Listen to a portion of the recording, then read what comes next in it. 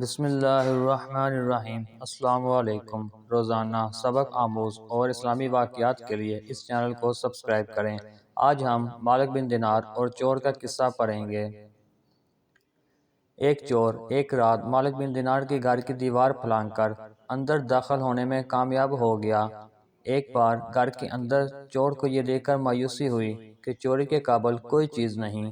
مالک نماز میں مصروف تھا۔ یہ سمجھتے ہوئے کہ وہ اکیلا نہیں ہے، اس نے جلدی سے نماز ختم کی اور چور کا سامنا کرنے کے لیے مڑ گیا۔ مالک نے کسی صدمے یا خوف کی علامت ظاہر کیے بغیر اطمینان سے سلام پیش کیا اور کہا، میرے بھائی، اللہ آپ کو معاف کرے۔ آپ میرے گھر میں داخل ہوئے اور آپ کو لینے کے لائق کچھ نہیں ملا۔ میں پھر بھی نہیں چاہتا کہ آپ کچھ فائدہ اٹھائے بغیر چلے جائیں۔ وہ دوسرے کمرے میں گیا اور پانی سے بھرا جگ لے کر واپس آیا۔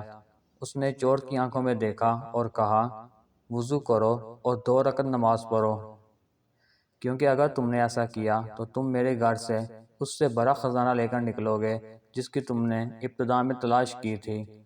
مالک کے آداب اور الفاظ سے عاجز ہو کر چور نے کہا، ہاں، یہ واقعی ایک فراخ دلانہ پیشکش ہے۔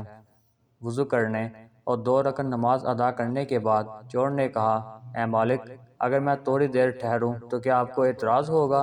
کیونکہ میں مزید 2 رکعت نماز پڑھنے کے لیے ٹھہرنا چاہتا ہوں۔ مالک نے کہا کہ اللہ تعالیٰ اب تم پر جتنی نماز کا حکم دے اس کے لیے ٹھہرو۔ چور نے پوری رات مالک کے گھر گزاری۔ وہ صبح تک نماز پڑھتا رہا۔ پھر مالک نے کہا کہ اب چوریاں چھوڑو اور نیک ہو جاؤ، لیکن چور نے جانے کے بجائے کہا کہ اگر میں آج یہاں تمہارے ساتھ رہوں تو کیا تمہیں کوئی اعتراض ہوگا؟ کیونکہ میں نے روزے کی نیت کی ہے۔ جب تک تم چاہو ٹھہرو، مالک نے کہا۔ چور نے کئی دن قیام کیا، ہر رات کے آخری اوقات میں نماز پڑھی اور دن کو روزہ رکھا۔ آخرکار جب اس نے جانے کا فیصلہ کیا تو چور نے کہا، اے مالک، میں نے اپنے گناہوں اور اپنے سابقہ طرز زندگی کے لیے توبہ کرنے کا پختہ عزم کر لیا ہے۔ مالک نے کہا کہ یہ اللہ کے ہاتھ میں ہے۔ اس شخص نے اپنے طریقے درست کیے اور نیکی اور اللہ کی اطاعت کی زندگی گزارنے لگا۔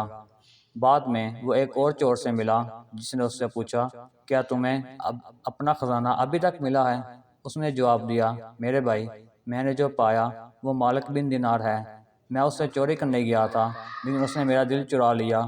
میں نے اللہ سے توبہ کی ہے اور میں اس کے دروازے پر ہی رہوں گا، رحم اور بخشش کا طلبگار بن کر، یہاں تک کہ میں وہ حاصل کر لوں جو اس کے فرمانبردار محبت کرنے والے بندوں نے حاصل کیا ہے۔